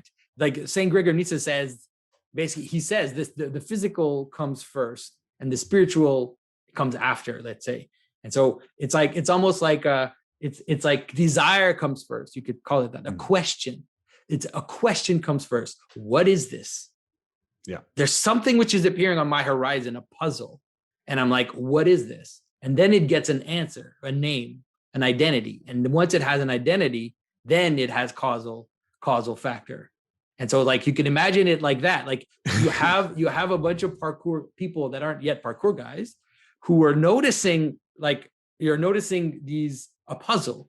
It's like, what is this? Like there's something going on. Like there's something calling. Like what is there's something calling from the ground, right? Like asking for a master, like asking to be contained. And then once it is contained, then like you said, it starts to have causal factor. So you can understand it like that, like a question and an answer. You need both. And the question obviously comes first, or else why would you speak? Right? Like, why would you speak? And you can see it like, even like in the way that Christian theology developed, it's always like that. It's like that there was always a problem first. Like Christian theology never developed as just straightforward giving like teaching. It's like there's a problem, and now there has to be an answer, and that answer becomes the road or the way. But the problem always happens first, like the question, the puzzle. Let's say. I'm going to back up a second because this just what you described. It hit this so many times, and I just really think the first stanza of the Tao Te Ching is so profound, right? The way that can be spoken is not the eternal way. The nameless is the mother of all things. The named gives rise to the 10,000 things. I think a lot of people from the West, they pay attention to the first two stanzas in that verses in that stanza, and they forget the named. Yeah. Right. Which is the logos, really. Yes. Yeah. I think it is, right. So you start with undifferentiated potential, or you start with mystery, right? What we can describe, what we can model is always an insufficient description of reality. And then there's undifferentiated potential. And that's everything comes out of that. It has to come out of that. And then in order for it to come out of it, though, it has to become named. Yeah. In order for parkour to grow and spread and become a causal factor in the world, it has to be named. It has to become a defined characteristic of the known. Yeah. So in the Bible, it's in Christianity, there's a sense that the undifferentiated gets separated into two. So you have the waters below and the waters above, right? And so the waters below act like, let's say, the undifferentiated in the sense of chaos and potential. Yeah. The waters above act as the undifferentiated in the sense of something which is beyond causality or transrational. Mm-hmm. And then comes down into the name or into causality. And so you can so it's important to it's a little important to distinguish those two, because they don't function exactly the same. But they say ultimately, infinitely, they end up being the same. But in terms of our experience, they end up being different. And so there's a space of intuition from which the names come from, and there's a space of potential or chaos out of which, let's say, potential is brought out of.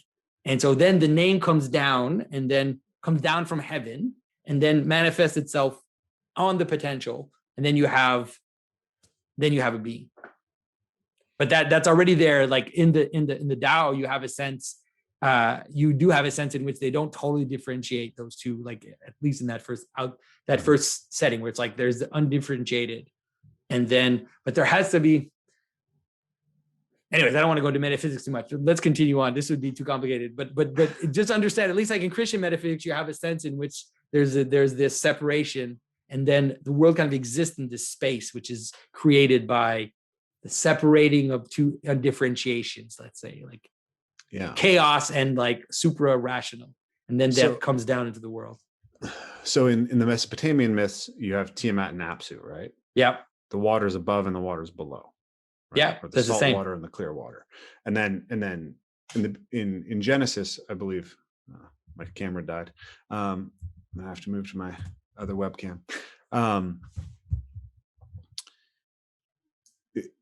It says God separates the waters, right? That's like this, one of the first few things he does. Yeah. And then the idea is that the joining of the waters becomes the place of life, like the place of life. And that goes all the way through scripture. It goes all the way even into Jesus talking to the Samaritan woman. She's next to a well, which is the lower waters. And he says, I will give you a fountain that springs into eternity. So he's saying, I'm going to give you the living water and you're going to be the lower water. And then that's how that's how the world exists, like those two joining together.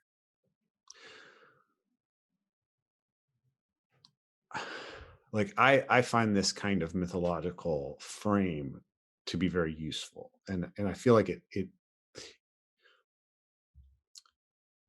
I hit the end of rational materialism, I feel like, right? I don't, perhaps that sounds egotistical, but like when I listen to Sam Harris, I'm like, I get everything you say. It's all coherent within a certain system, but it's like you have decided not to look at this thing that says that you have to step outside of that, right? And I think essentially, like, once you really think about Gödel's incompleteness theorem and Heisenberg's uncertainty principle, it's like you're stuck. It's like that doesn't work. And yeah, I think Hume's ought and is distinction is true, right? And we need something else. And so these stories, and like when I listen to you and I would listen to Peterson, I'm like, that there's insight there that I'm not getting from reading evolutionary biology, right? Or physics. And I've crafted this idea within my own work of like, what is the heroic archetype? What are we seeking? So like through Peterson, I got really into the idea of the heroic archetype. I was like, well, what are we doing when we do parkour? We go out and we confront chaotic potential and extract our own character out of it, basically. We go do a jump that we've never done before. That's potential, right? Yeah. And through confronting the fear and the challenge and everything that goes along with that, there's something beautiful, some gold, some that we take away from that confrontation with chaos. So then I started to ask, like, well, what is a hero, right? A hero is someone who, and it kind of like through some of Peterson's ideas and other stuff, I came up with this idea that like, well, first a hero has to be able to recognize that there's a problem. Like the first thing you do, the first problem that a parkour athlete has is actually being able to see where the problems are, right? Yeah. How do I go and find places to do jumps, right? So the first thing is being able to see the problem. And then the second is like articulation of it, right? How do I recognize what's going to allow me to accomplish this? And then the next, because you have to, or you not only, it's like you have to be able to recognize a holy place, like a place that is capable of receive. Because obviously, if you're standing in front of a field, it's like that place does not have the right potential for me to engage in what I want to accomplish. So you need to find like a sacred. People are going to be angry that I use that, but relatively at a lower level, something akin to a sacred space that when you see it, you recognize it has the potentiality you need in order to embody something particular. Yeah, I mean, the way that I react, the way that I interact with the trees and the nature that I train in is a relationship of sacredness for me, for sure. It has this sense of helping me transcend and connecting me to something that's beyond, right? So I have no problem with that. And I don't think my audience will. Maybe some of the Christians will, but yeah. That's hilarious. It's like here's the Christians using that, and you're saying maybe the Christians will react to this. So it's okay. So first is vision, right? Horus. Second is articulation, right? Say Socrates or something like that. Then the next is emotional wherewithal to be able to confront the problem, right? To have the equanimity to stand in front of a challenge. And then the next is the physical strength to accomplish it. And the last is the physical skills to have those embodied capacities, right? And to build all that. It's like, and then as I looked at that, I was like, this describes a human being who's achieved greatness, who's achieved virtue, but it says nothing about goodness. And in fact, you could apply all of these capacities to being evil, right? A Genghis Khan is probably really good at all of these things, right? Yeah, exactly. And so then I asked, well, what is what brings us into the good. And Vervaeke, Vervaeke's episode 16 of Awakening from the Meaning Crisis, agape, is the answer. It's the only answer that I've come up with that works. Mm-hmm. I can't get below that, right? The only way that I can define the good is being in relationship to reality such that I am acting from love that wants to bring good into being.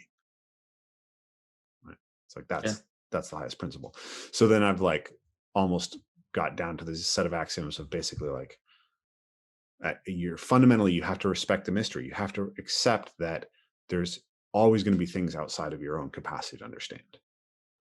And then you have to be in service of love, right? And then you have to do that through truth and the cultivation of virtue. So that's what I've derived from this. But here's my hesitation, and here's where I'm trying to imagine myself, and especially in the audience perspective. The woman at the well, she represents the lower. Jesus represents the higher. Here's a relationship of hierarchy between male and female, right? And so you have an intuition, let's say, that chaos maps to the feminine, right? But for many people, that intuition runs maybe the opposite way, or that creates a reaction of. But the higher waters also map on the feminine. Okay, there you go. That's actually in a way, not exactly, but there's a way in which these are the mysteries that we're not supposed to talk about. But let's say Saint Ephrem the Syrian talks of the womb of God. He talks of the divine womb out of which the divine persons emerge, which is the divine essence. And there's a very mysterious thing going on there. But anyways, yeah, so go ahead, continue what you were going to say. So if we take this intuitive approach and then some sort of pragmatism and some sort of multi-factor, we still run into the reality that people have different intuitions or different orientations, symbolic systems that they operate within. And there's not necessarily, there's conflict there. Is what it feels like, right? Yeah. And one reaction to that is sort of, I think, the Vervaeke response, which is, let's step outside of the narratives and treat them as instrumental rather than existing within them, right? And then we can have the religion that is not a religion, and then we don't have to deal with the fact that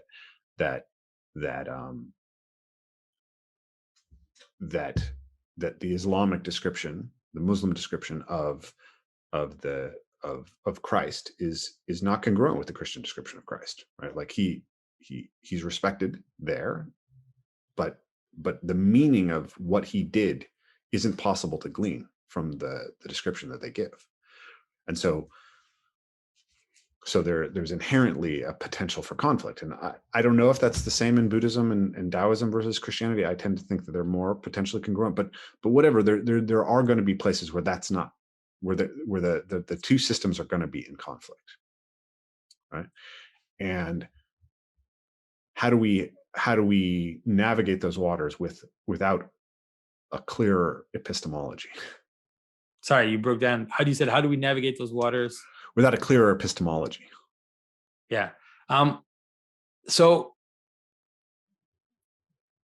obviously, okay. So there are many things to say. One is that we can only perceive the pure pattern from an embodied place. And to pretend that you can, or to pretend that you are leaving that, is to delude yourself. This is what I think. And so I think that the position, or the universalist position, of saying, I'm going to step outside of these narratives in order to be able to see them all, is a delusion. It's still a narrative. It's just that you don't see it. It's the narrative of the Tower of Babel. It's the narrative of, and it doesn't, and what it leads to is it actually will lead to fragmentation. It'll lead to a breakdown. The desire to it'll lead to not having a real common narrative. And so therefore it'll be like a competition. That's where it's going to be even more so a competition of narratives, because you have to embody something. Like you have to be in a path. Like you have to be on a road going somewhere. If you say like, I'm going to stand above all these roads and I'm going to say, well, actually, I noticed that all these roads lead to the same place, but you're not doing it. You're not actually doing it. So that's one thing. Like that's one thing in terms of that problem is I think that the idea of saying that someone is going to not engage or kind of rise above it's similar to Brett Weinstein when he says, it's similar to Sam Harris or Brett Weinstein when they say something like, don't you see, like when Brett Weinstein just says, don't you see that this is obviously moral? And you're like, what? You don't see your own story. Like you always are in a story. To me, it's just inevitable. Unless you're like in the mystical vision. Like once you, like if you enter into a mystical vision and you enter into, let's say, kind of this moment of pure transcendence where you're completely united with God, and you're completely united with the infinite in every way, then yes. But then when you talk about it, when you come back down, you now have to give it flesh and body and story. It has to retake body and flesh for it to exist. So where I get really caught in all these discussions is it comes back to scientific epistemology works and delivers truth in a certain way, but it doesn't deliver all the truths that we need, right? But if we adopt any other system that collapses that, then it's really a problem, right? So we have to do that. And where I get hung up is like I've said that I think I'm a non-theistic Christian, and the I think part is a really important qualifier. Mm-hmm. And I can go a little deeper there, but when I listen to a lot of Christians describe their relationship to the resurrection, what I hear them doing is trying to operate a logical, coherent system that looks something like science, where they're making all of these exceptions to how they would treat an actual scientific question, right? And so in terms of the resurrection of Christ, you mean? Yes, yeah. What I tend to think is that's it, but that's also because, like, look, I don't deny the sad state of Christianity. Like, I really do not deny that.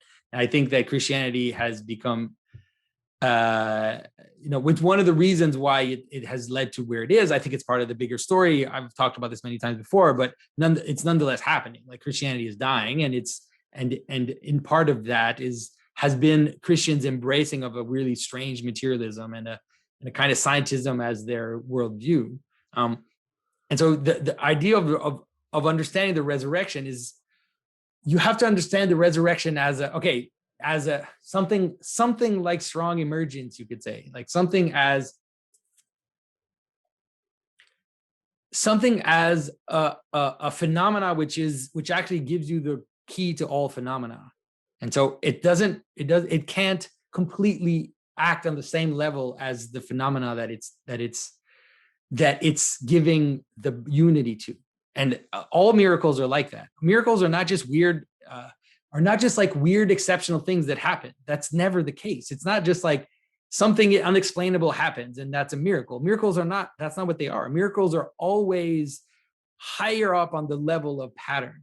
That is, they're actually embodying the pattern of reality at a level beyond the normal, usual levels of causality. And so what it looks like is actually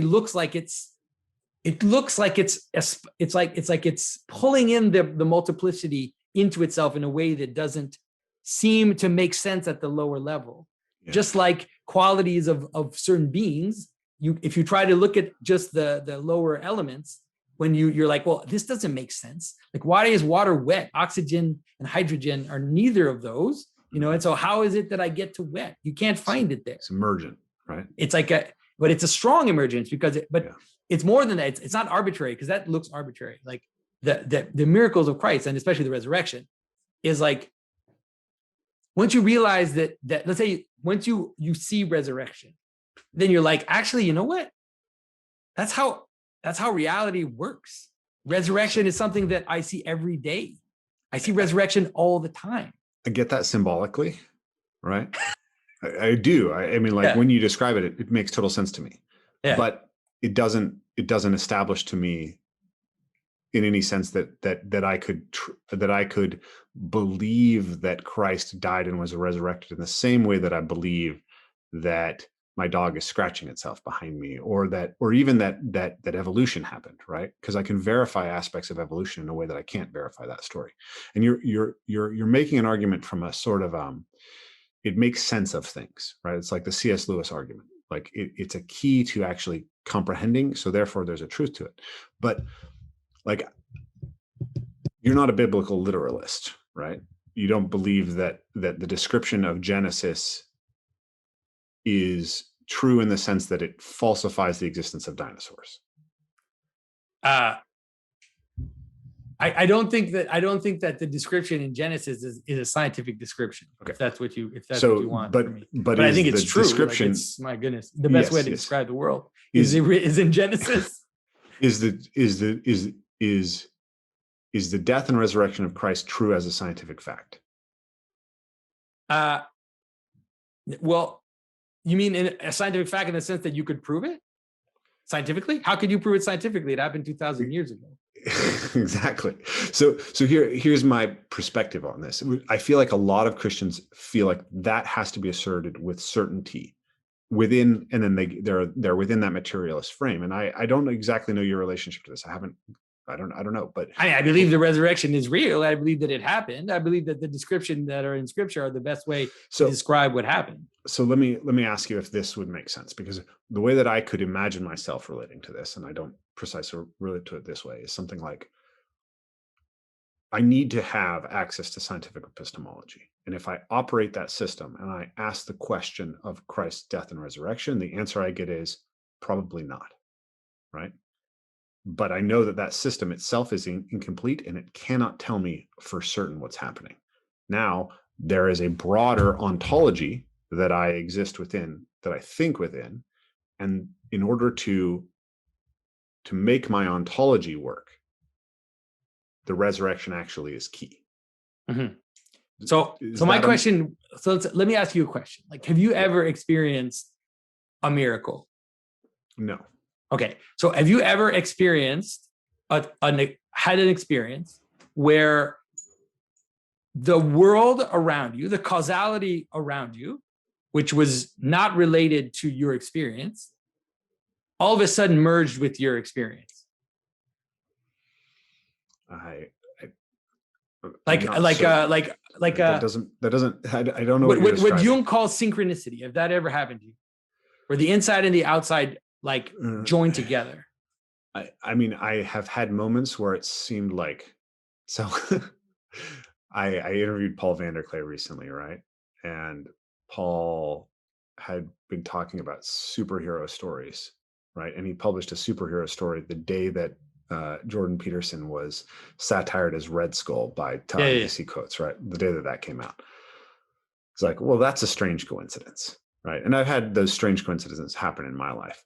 Now, as someone who's trying to operate within rational materialism, I just think coincidences happen, right?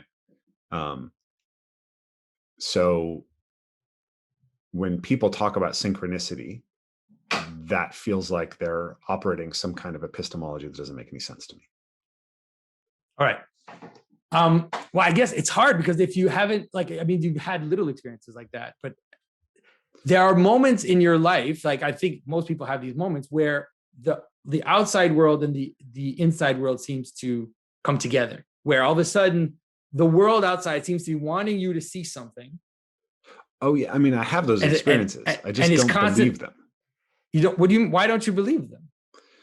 Because what I understand about the way the human mind works from an evolutionary perspective makes me skeptical of our story making and pattern making behavior, right? We know that this can mislead us in important ways, right? And when I see people, and this is the flip side of that, like the background that I talked about, when I see people who fall in love with this story that they have in their mind of how reality is laying itself out and giving them some sense of transcendence, those people become very dangerous to me and very likely to be full of shit. Yeah. Well, that's also because usually they're not embedded in like a bigger pattern. Like they usually don't have they're not a part of a normal. But what I'm trying to try to get you to see is that there are moments where there's a causality of meaning which happens, and that the multiplicity of the world in its mechanical causalities doesn't account for the causality of meaning, doesn't account for the fact that all of a sudden, like I have to deal with certain problem, and all of a sudden everything around me is screaming at me. Like everything I see is screaming at me to deal with this problem. Like all these weird accidents, all these weird things. And there's like this moment where all of this kind of comes together.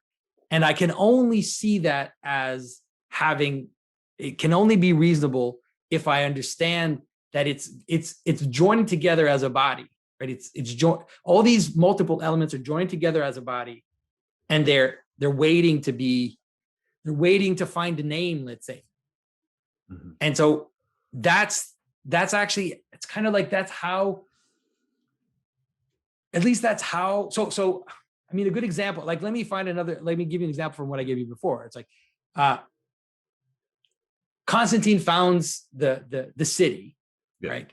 And then all of a sudden it becomes a city. But the mechanical causality, like the cart with the wheels and the guy driving the cart, like that mechanical causality has nothing to do. Like his cart is going to Constantinople to become part of that city.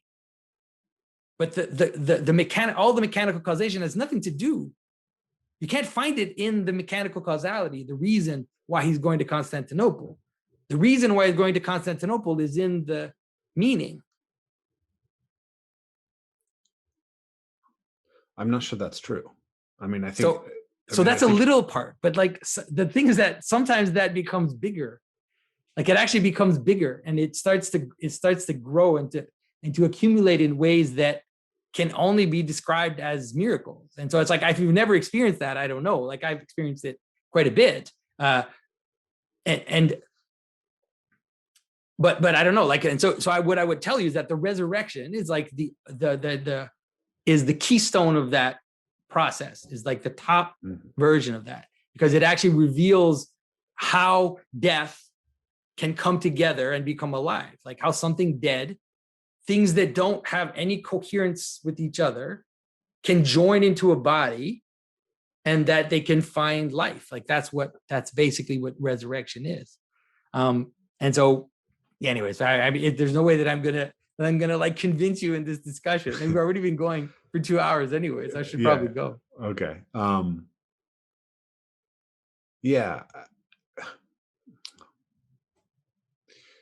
One thing Vervaeke says that I really like is people have mystical experiences, say on psilocybin or whatever, and they come back and they have the sense that they have the most profound meaning that they've had in their life, and they have a lesson.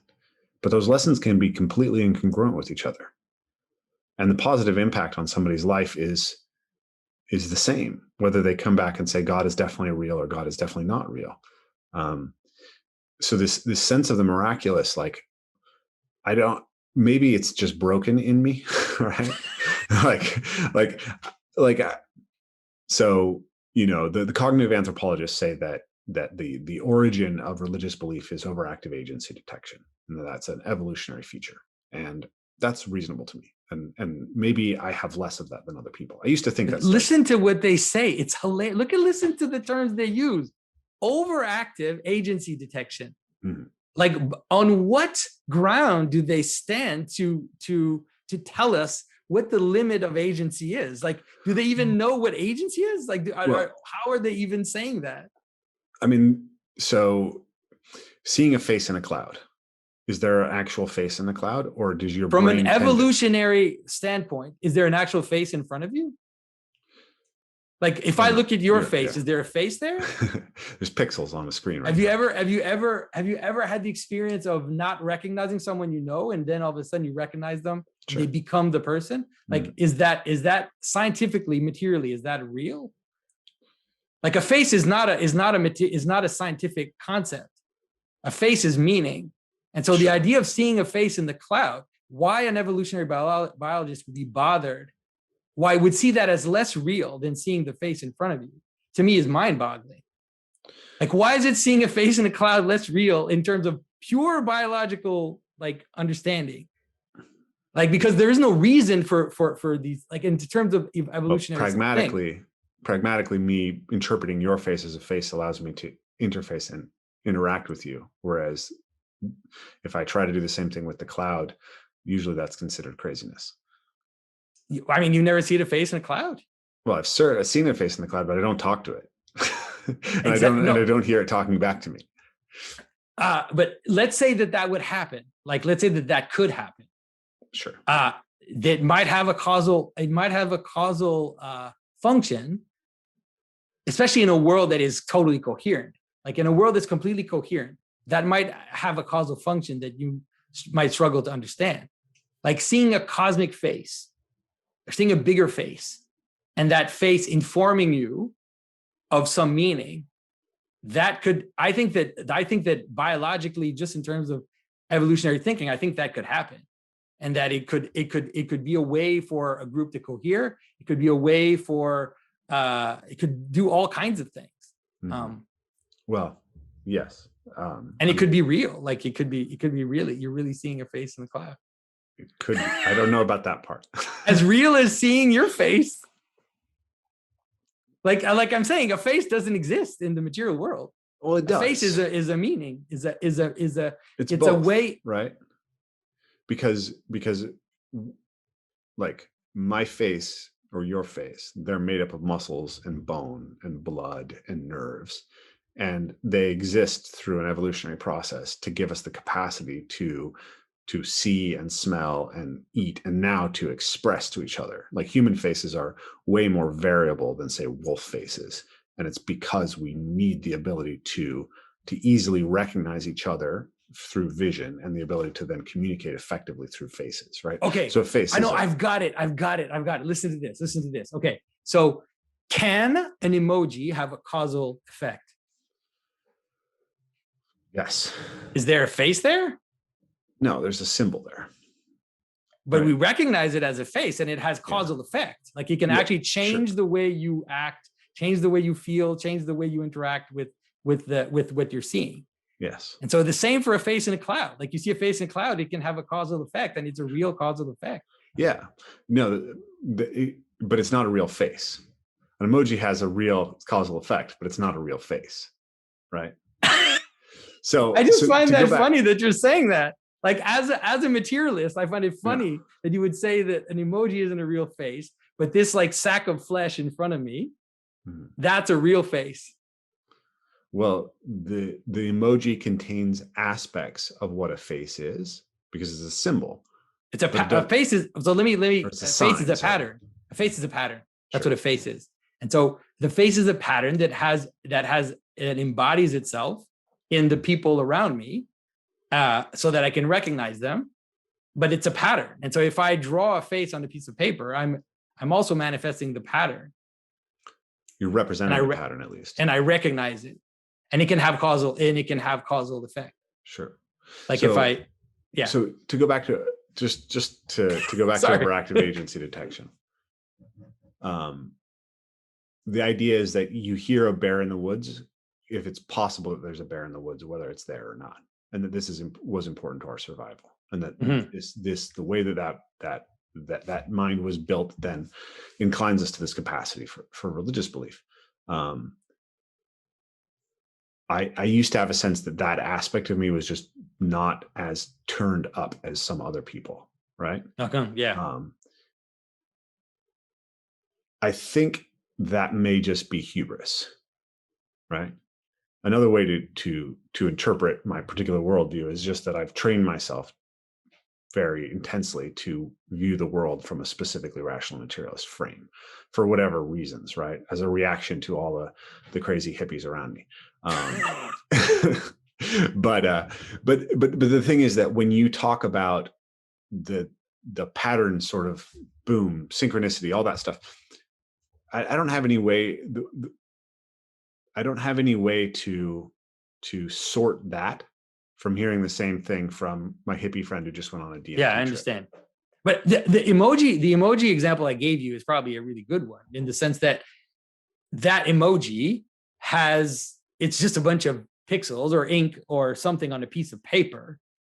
But because it participates in a pattern, it can have a causal effect on you. Mm-hmm. And so it's actually doing that. Like it's a little miracle, like a very little one. Yeah. Very, very small one.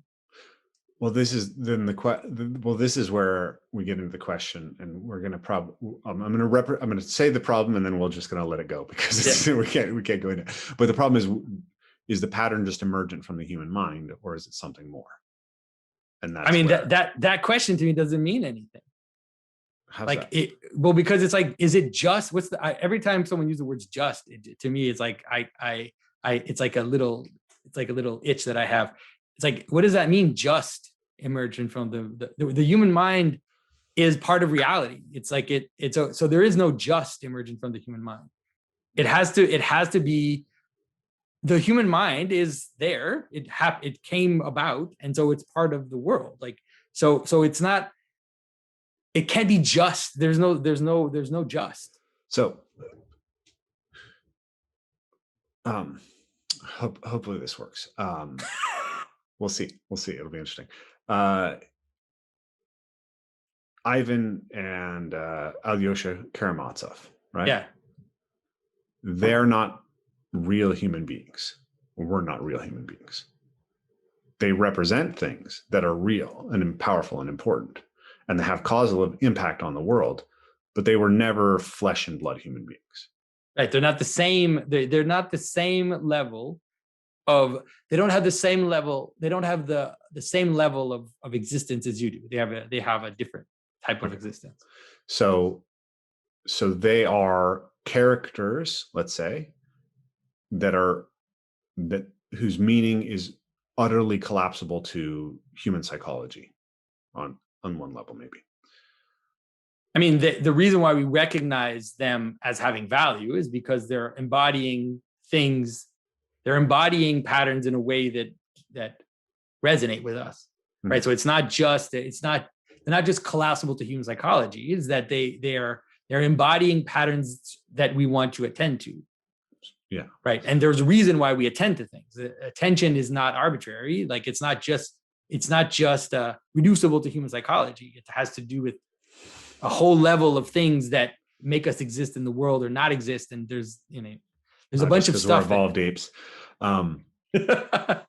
So I have this, I would say I'm a non-theist, right? In the sense that I don't think that the question of the objective existence of God is answerable or particularly fruitful, mm-hmm.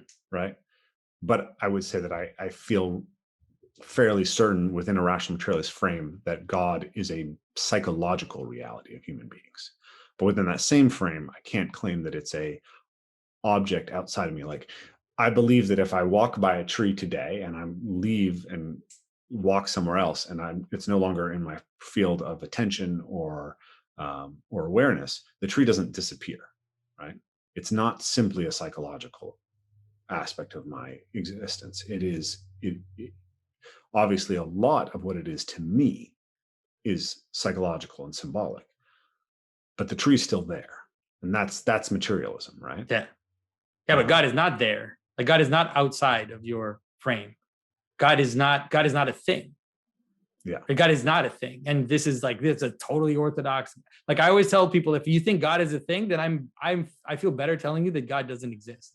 Like, if that's what you think, if you think existence limits itself to things that can be identified and quantified and all that, then I would say God doesn't exist. Because even in the very traditional Christian theology, God is, as the source of all being, God is beyond name, beyond characteristics, beyond, that's what God is. God is the source of characteristic and being, and all names and all essences, come from that infinite non-being and non-being joined together. Like St. Maximus says, God is being and non-being. Do you believe that God has self-awareness in a sense that we would recognize?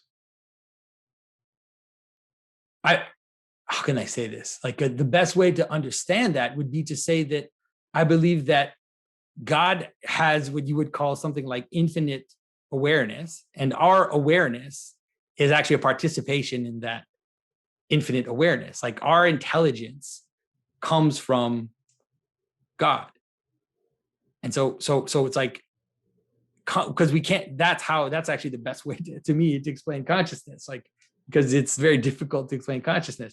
Like consciousness emanates from an infinite consciousness, and that we are sparks, let's say, that our personhood is a spark of the divine. So I don't think Google has a consciousness, right? Or self-awareness.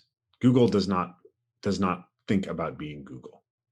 But there's no inside of the Google experience. It's an intelligence, and it is causal, and it is an agent that we interact with, but it's not self-aware. Yeah. But you also can't verify that in anybody. No, I cannot verify that. I don't know that that's true. I can't verify that in you. Like I can't verify that. True. Right. I could be a philosophical zombie. Rafe, I need to go, man. I'm sorry.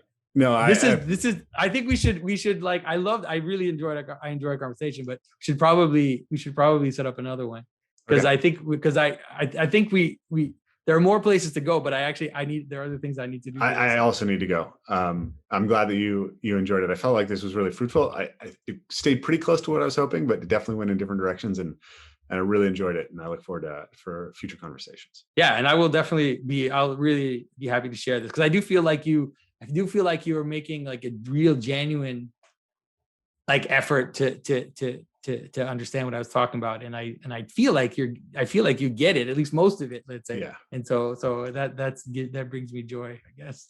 Awesome. I'm glad that I could provide some joy, and hopefully a better bridge, because it didn't feel like it was getting built. And I think I'm genuinely really impressed by the power of your insights, and I want people to be able to absorb them, and not get tripped upon the language. Yeah. So I appreciate it. Thank you very much. All right, let's set up another time for another discussion. Absolutely. Thank you. All right. Bye, Jonathan.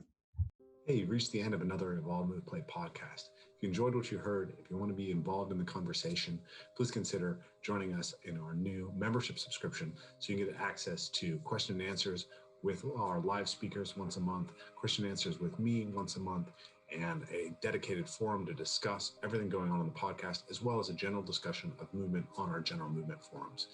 If you're interested in that, make sure to check out the link below, get signed up, and join a part of our membership community. If you can't join our membership community right now, it's still always helpful if you can like, share, and subscribe, and even hit that bell and get notifications for upcoming Evolve Move Play podcasts. But adios for now, and we'll see you next time. Thanks, guys.